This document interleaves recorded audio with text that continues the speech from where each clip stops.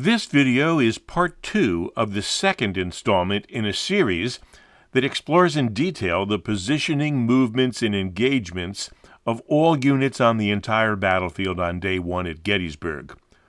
Part 1 of this video explored the fighting between the Confederate Brigade of Archer and the Union Brigade of Meredith in McPherson Woods, and between Devin's Union Cavalry Brigade and Davis's Rebel Infantry Brigade north of the Chambersburg Pike. This concluding segment will focus on the fighting at the railroad cuts between Cutler's Union Brigade, Meredith's 6th Wisconsin, and Hall's Battery against the 3 determined regiments of Davis's brigade. The threat to the Confederates from Devin's cavalry became secondary as the leading regiments of Cutler's brigade arrived. Harry Fonts writes, quote, "Davis's line pushed toward the ridge's crest and Victory, but when it arrived there, the brigade received a big surprise," unquote. The 56th Pennsylvania and 76th New York had taken up line-of-battle positions just west of Shed's Woods, directly to the front of the oncoming 2nd and 42nd Mississippi. But just a bit north, while the far-left elements of the 55th North Carolina stayed to deal with the remaining active cavalry, the main portion of that regiment wheeled to the south and began to enfilade the 1st Corps infantry. Fonts writes, quote, "When the North Carolinians struck the flank of the 76th New York, Major Grover ordered it to change front to the rear. This faced the regiment's front away from the threat posed by the 2nd Mississippi and toward that of the 55th North Carolina," unquote. The Confederates were pressuring the Federals now from both the north and west, but infantry and artillery fire against the rebels was still substantial. The 42nd Mississippi was being mauled by short-range fire from Hall's Battery. The main body of the 42nd slid to the north into a swale to lessen the impact of horrific canister fire, while a group of skirmishers made a dash for Hall's guns. Yet another group discovered the sunken railroad cut and not only used it for cover, but also as a direct, hidden path to Hall's right guns. This photo was taken on North Reynolds Avenue, looking north. The Chambersburg Pike is behind the photographic position. To the front, the three-way intersection with Buford Avenue and Wadsworth Avenue can be seen. The 76th and 56th Pennsylvania took up their positions at the crest of this ridge, East McPherson Ridge, facing west and firing on Davis's advancing infantry line of the 42nd and 2nd Mississippi. The 55th North Carolina was on the north end of that line, initially engaging Devin, before they swung around and advanced to the south, flanking the Federals. This second photo was taken looking southeast at the aforementioned three-way intersection. Shed's Woods is on the horizon. Wadsworth Avenue heads off to the east. North Reynolds Avenue heads to the Chambersburg Pike. Buford Avenue heads west behind the camera position before turning north. The 55th North Carolina would have advanced from the fields behind the camera position, swinging from moving due east to south, and thus flanking the Union regiments. This photo was taken along the Chambersburg Pike, looking east-northeast. General Reynolds' equestrian statue can be seen, tiny as it is in this view, at the crest of West McPherson Ridge. Hall's 6-gun battery would have been firing from their line to the left of that statue. The tree line shown borders the unfinished railroad cut. On the far side of that tree line, the 42nd Mississippi advanced toward the ridge's crest, with its right flank along the railroad cut, before the bulk of the regiment slid further north into a protective swale to escape the horrific fire from Hall's Battery. This fourth photo was taken from the crest of West McPherson Ridge, looking west, back toward the location of the previous picture.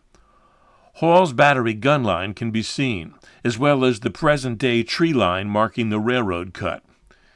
Davis's regiments, the 42nd Mississippi, 2nd Mississippi, and 55th North Carolina, were advancing towards this ridge, with the 42nd receiving the bulk of the artillery fire from Hall.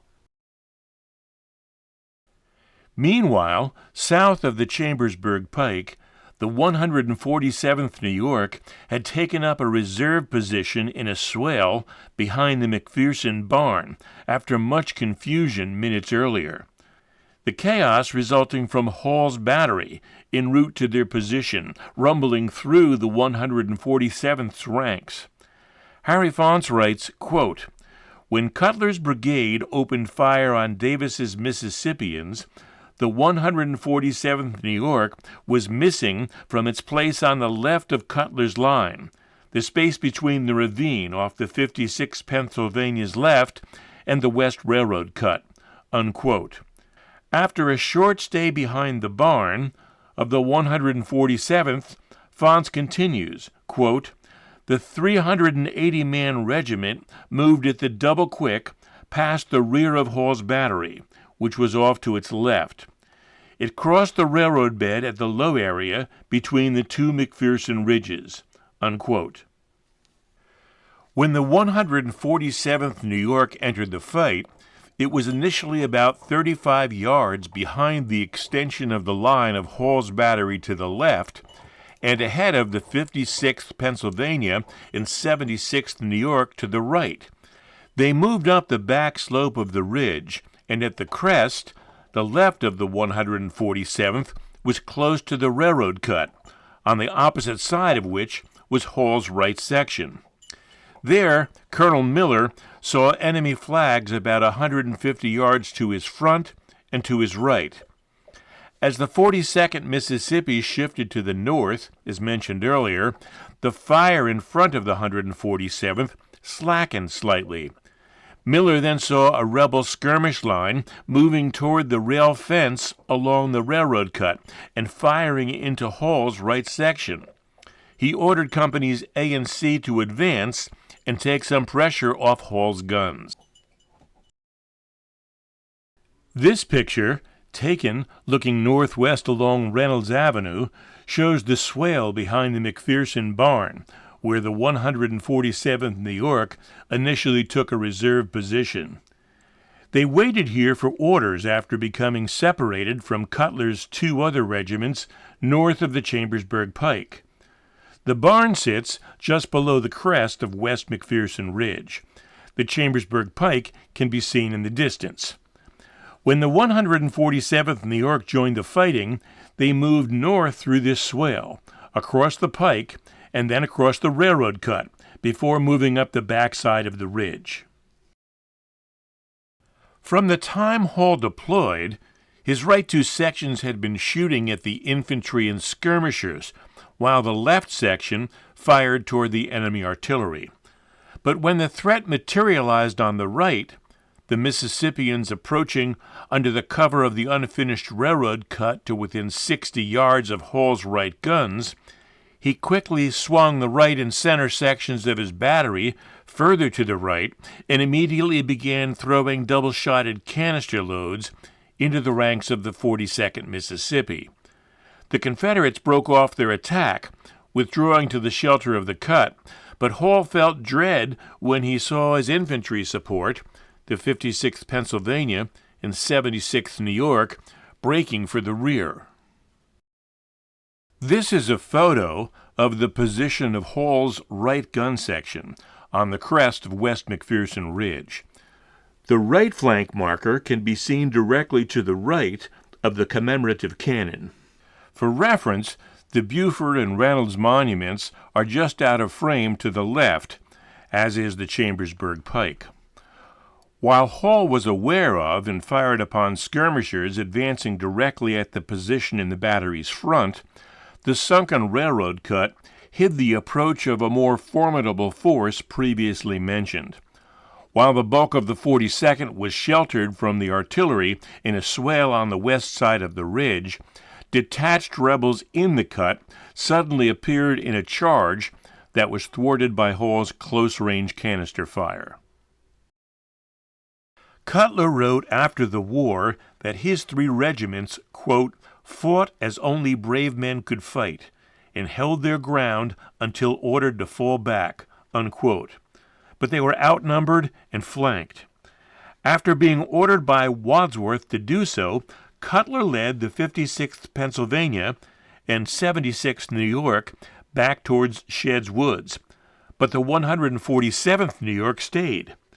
It turned out that an aide delivered the same withdrawal order to Colonel Miller of the 147th, but he was killed before he could relay it to the regiment, so they continued to fight. Fonce writes, quote, Major George Harney took command of the 147th. Since he did not know of the order to fall back, the plowboys fought on, unquote. As the fighting continued on the right, Harney swung 3 companies back from the ridge line, but the rebel pressure from the north continued to increase. Seeing the 147th peril, Wadsworth sent an aide with another order to withdraw. Harry Fonce writes that after telling his men to, quote, get rid of all their equipment except rifles and cartridge boxes, Harney shouted the unorthodox command, in retreat, double quick, run. Some of them did indeed run, unquote. This photo is taken on North Reynolds Avenue, running along East McPherson Ridge, from the bridge that runs over the center railroad cut. The West Cut and West McPherson Ridge are located as shown. When the 147th New York advanced from their early reserve position, they double-quicked across the low part of the cut, formed facing west, and then charged up the ridge in defense of Hall's battery. They immediately engaged the 42nd Mississippi in their front before being flanked by the 2nd Mississippi and then the 55th North Carolina. They fought heroically until chaotically falling back toward the Canberra position and to Seminary Ridge beyond.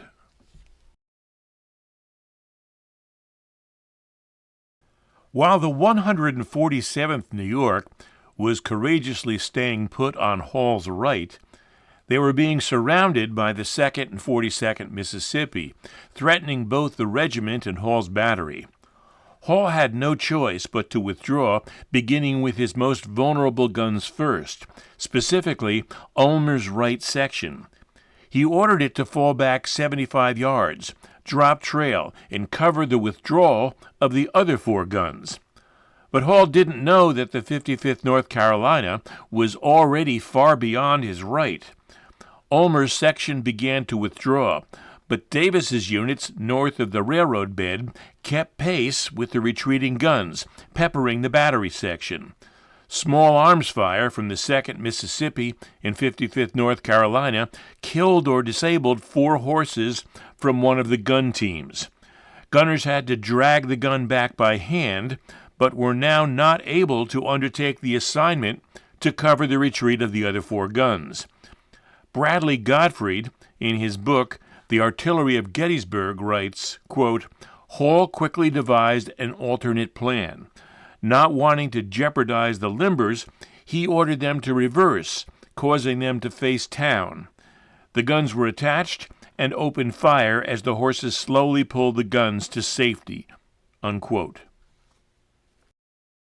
This is a photo looking due west, taken along North Reynolds Avenue at the southern end of the bridge that runs over the center railroad cut. The Chambersburg Pike is to the left, and the railroad cut to the right. Hall's battery position was in the distance along the crest of West McPherson Ridge. The rebels pressured him mostly from the west and north on the opposite side of the cut. Hall executed a fighting withdrawal through the field to the front, unable to get onto the Chambersburg Pike due to a stout rail fence. With virtually all his infantry support gone, Hall knew the time had come to get out, but a stout fence between the Chambersburg Pike and the railroad cut mandated that the withdrawal route be across the strip of land between these two features. But some newly arrived support was just in time to save Hall. General Buford, taking notice of Hall's predicament, ordered one gun of Caliph's battery, now at the seminary, back to enfilade the railroad cut now occupied by Davis's regiments, whose fire greatly hindered Hall.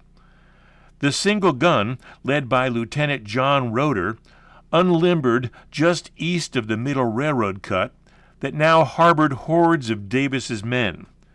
The second, in 42nd Mississippi, charged the gun, yelling, "There's a piece, let's take it," but point-blank canister fire literally blew them away. Union infantry would soon deal with the remaining Confederates there, but with the distraction provided by Roeder's lone gun, whose stay in the railroad cut was a short one, 5 of the 6 guns in Hall's battery made it single file through a gap in the fence to the relative safety of the Chambersburg Pike, the remaining horseless gun being abandoned. This is a photo, again taken from the modern-day bridge over the center railroad cut, this time looking east. Shed's Woods is on the left, into which the 56th Pennsylvania and 76th New York took refuge after being flanked by the 55th North Carolina. Roeder's lone gun races from the seminary and takes up position in the unfinished railroad bed, and fires at close range into charging men from the 42nd and 2nd Mississippi, intent on taking the gun. The canister fire thwarting the rebels would have passed directly under the bridge, of course not there in 1863. Meanwhile, to the right, 5 of Hall's 6 guns finally escape onto the Chambersburg Pike through a gap in the fence mentioned earlier and make their way to Seminary Ridge. As described earlier in this video, it has been just over a few minutes since General Reynolds was killed and General Doubleday had taken over command of the 1st Corps. While 4 of the 5 Iron Brigade's regiments were engaging Archer in the woods, the 6th Wisconsin, commanded by Lieutenant Colonel Rufus Dawes, plus the Brigade Guard, was in reserve. Of the chaos in the fields west of the seminary, author John Priest, in his book, John Reynolds' 1st Corps at Gettysburg, July 1, 1863, writes, quote, "Doubleday spied the 6th Wisconsin moving onto the crowded field and directed it to stop. Dawes did as directed and commanded his men to lie down. Moments later, the Brigade Guard joined the 6th. Dawes split the Guard, which consisted of 20 enlisted men from each regiment in the brigade, into 2 companies," unquote. He positioned them on opposite flanks of the regiment. This photo was taken looking along Reynolds Avenue, which runs along the crest of McPherson Ridge. The ridge's sloping grounds are clearly visible on both sides of the avenue. As mentioned in the previous segment, while the Iron Brigade was pushing the rebels west and out of the woods, the 6th Wisconsin arrived from their reserve position well behind the camera. They were ordered to stop and lie down on the eastern back slope of the ridge, where they, along with the Brigade Guard, waited for further orders. The 6th Wisconsin and the Iron Brigade's Guard were not quite alone. Earlier, of Cutler's brigade reaching the field, Fonts writes, quote, "General Reynolds placed the 14th Brooklyn and the 95th New York on the west arm of McPherson Ridge, south of the Pike, to support Hall's battery and connect it with McPherson Woods. In effect, they were a demi-brigade, commanded by Colonel Fowler," unquote. The regiments were positioned facing west in the McPherson farm orchard, behind a rail fence. To their front, the ground sloped down across a wheat field to the Willoughby Run ravine. As Archer's men deployed to advance on McPherson Woods, They did not have enough men to cover the space between the woods and the pike with a solid line of battle, so the 5th Alabama Battalion deployed on the left and advanced as a skirmish line. Their advance was thwarted by the presence of Fowler's line. Days after the battle, Major Van de Graaf, commander of the 5th Alabama Battalion, wrote of its being deployed only as skirmishers on July 1st, with only 7 men wounded. This low number of casualties suggests that they were not attacking the Iron Brigade, but rather engaged on the quieter front opposite Fowler's demi-brigade. This photo was taken looking south along Stone-Meredith Avenue. McPherson Woods can be seen directly ahead, and the McPherson barn is on the left. The prominent monument, just right of center, commemorates the position of the 150th Pennsylvania, which fought here later in the day and will be discussed in a future installment. What is significant here is the fence line. It arcs left around a shallow swale that was once a pond. The position of the 95th New York, whose fighting here was discussed in the previous segment, is behind the fence, just to the south of the swale. Of further significance is the fact that the original Park Road traveled straight along the fence line to the edge of the woods, before turning sharply right. In the mid-20s, the road was realigned to curve to the right, as shown. The monuments to Gettysburg civilian hero John Burns, as well as the 84th New York, a.k.a. 14th Brooklyn, were moved from behind the fence further west to be closer to the newly aligned road. After Archer's retreat, Fowler's men received fire from the 42nd and 2nd Mississippi to his right, and he saw the 55th North Carolina advancing on his right rear. After deciding that retreat was not an option, the only other alternative was to attack. He apparently did not know that Doubleday was in the process of sending the 6th Wisconsin to his aid, since the Wisconsiners were forming in the swale east of McPherson Woods and were shielded from Fowler's view. It is probable that neither he nor Dawes of the 6th Wisconsin saw each other. Fonts writes, quote, Colonel Fowler faced his 2 regiments to the rear, and while under fire, marched them east, in line, until they were opposite that portion of the enemy in and west of the center cut, unquote. There they turned and faced the rebels, with the 95th New York on the right. This photo was taken looking east along Stone-Meredith Avenue. McPherson Woods is now on the right.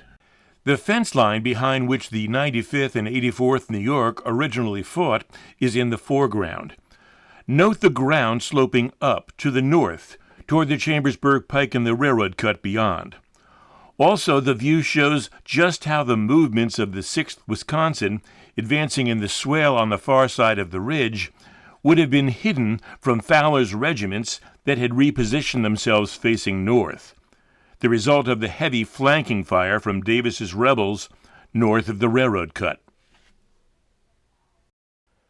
Simultaneous with Fowler's position adjustments, Dawes realized that the 6th Wisconsin might be able to strike a hard blow, but it should do so in line and head on. Fonts writes, quote, He turned the column to the right and marched it parallel with the pike until the whole regiment was facing east. Then the 6th turned and faced the pike and the enemy in line of battle. Dawes led the men, their heads bowed into the leaden storm, toward the pike and the Confederates, unquote. As Fowler's men now came into view on his left, Dawes observed Cutler's regiments north of the pike withdrawing. He also caught a glimpse of Hall's retreating guns, filing onto the Chambersburg Pike and thundering east. Author Priest additionally noted, quote, Dawes belted out the command to double-quick to the rail fence. Lieutenant Harris, commanding the left of the brigade guard, passed the right flank of the immobile 95th New York. For God's sake, Harris accosted them, why don't you move forward and join our left? None of the New Yorkers responded to the plea." Unquote. This photo was taken at the intersection of the Chambersburg Pike and Reynolds Avenue, looking south down the crest of East McPherson Ridge. Keep in mind there was no Reynolds Avenue in 1863, just continuous fields flowing to the east and west over the crest. As noted in the previous segment, the 6th Wisconsin moved into the field on the left and turned to face the pike, about 300 yards in the distance. They advanced under heavy fire at the Double Quick to the fence line, a modern version of which is shown in the foreground. In 1863, that fence continued west well past the McPherson barn, out of view on the right. The 95th New York was stationary facing the pike, in the field on the west side of the crest, as the 6th Wisconsin charged by on their right. The 84th New York was further back, on the left of the 95th. The rebels fired from the shelter of the railroad cut, about 150 yards directly behind the camera position. Minutes earlier, as Major Bellow of the 55th North Carolina watched Cutler's northern regiments retreat into Shed's Woods, he decided to change front to the south, further encircling the 147th New York and Hall's battery. But the move further compacted the battle lines of Davis's regiments. After the war, Major Blair of the 2nd Mississippi wrote, "All the men were jumbled together without regard to regiment or company. The 2nd and 42nd, and probably the 55th North Carolina, were one mass of men." Unquote. The west end of the rebel line stumbled into the deep part of the railroad cut, while the left ended up in the shallow eastern part of the excavation. Priest further described the situation. Quote, "The cut was not the defensive position the Confederates hoped it might be. Except for the left wing of the 2nd Mississippi, most of the Mississippians could not see over the high side of the deep middle cut to fire at the more organized and better controlled Yankees, much less advance." Unquote. While Davis's men took control of the cut, the 6th Wisconsin had organized themselves behind a stout fence on the southern side of the Chambersburg Pike. Dawes then ordered them forward. Author Priest writes, quote, "The infantrymen clambered over the fence rails under a slow but steady fire and reformed. Once organized, they advanced, firing and loading by ranks as they inched forward." Unquote. But as the 6th moved forward, unaware of the existence of the railroad cut, the rebels suddenly disappeared. Priest continues, quote, "It was as if the ground had opened up, and in the confusion and smoke and noise, the enemy had completely vanished. The Westerners had not traversed half the distance to the cut when the Mississippians emptied a devastating volley into them." Unquote. As the Wisconsiners were charging the cut, Dawes became aware that the 95th and the 84th New York, also known as the 14th Brooklyn, were positioned in his left rear, but were not yet advancing on the cut.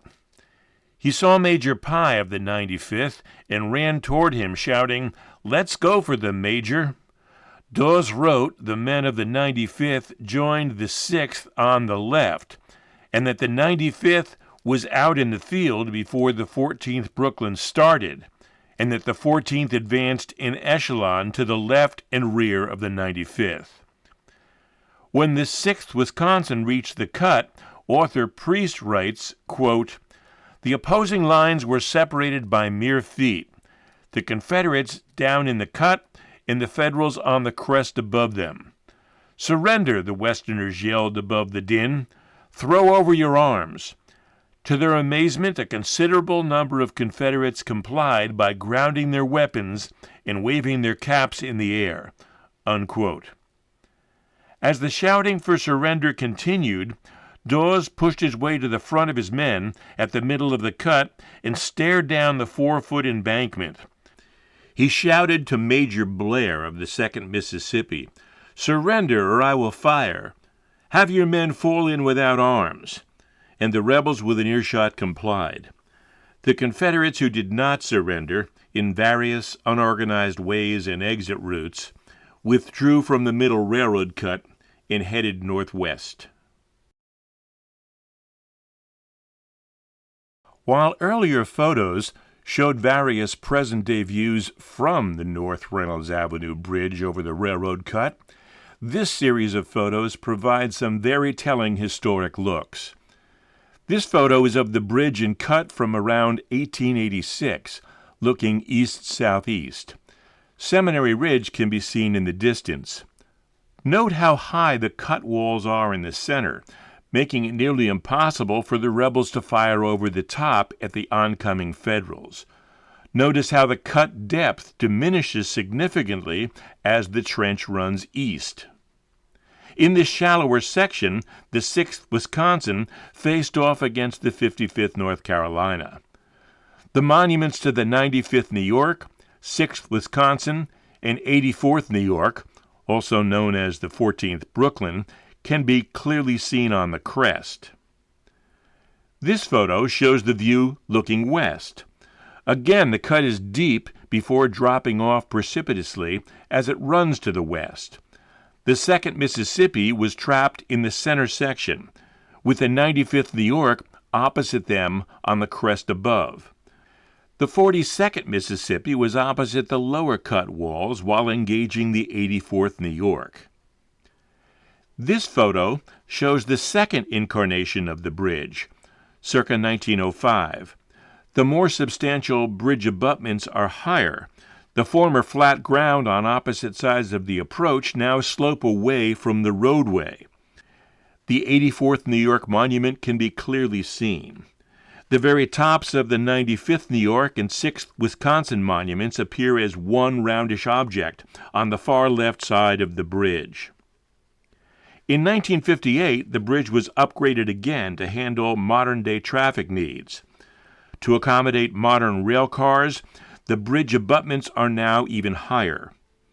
There are significant slopes on each side of the roadway approaching the bridge, necessitating the movement of the 6th Wisconsin and 95th New York monuments to their present-day location. This photo shows the present-day bridge, constructed in 2008. Note the sloping grounds on both sides of the bridge approach, when compared to this 1886 photo. As can be seen at the time of the battle, the railroad cut was indiscernible, blending in with the fields on the north and south sides of the trench. As stated earlier, as Union infantry approached from behind this photographic position, it's easy to understand how Davis's regiments surprised them, disappearing into the cut. Now realizing the depth of the cut, it's also easy to understand why it became a trap for the rebels after their ill-advised entry, and why the Union regiments inflicted so many casualties, killed, wounded, and captured. This initial episode of fighting on Day 1 had come to an end. Heavy losses on both sides. From Hill's Confederate Corps, Henry Heath's 2 brigades, numbering just under 3,000 men, initially thinking he was pushing back dismounted Union cavalry, ran headlong into Wadsworth's 2 brigades of Reynolds' Union 1st Corps, numbering about 3,800 men. Estimated casualties for each side were about 30%. But the Federals were in control of the railroad cuts in McPherson Woods, the rebels having withdrawn back across Willoughby Run and up Her Ridge. The time immediately following became later known as the midday lull, but within an hour the fighting would resume, and all hell would break loose here in the fields north and west of Gettysburg. In the third installment of this video series, we'll look at all the troop movements of both armies, leading up to heavy renewed fighting shortly after noon.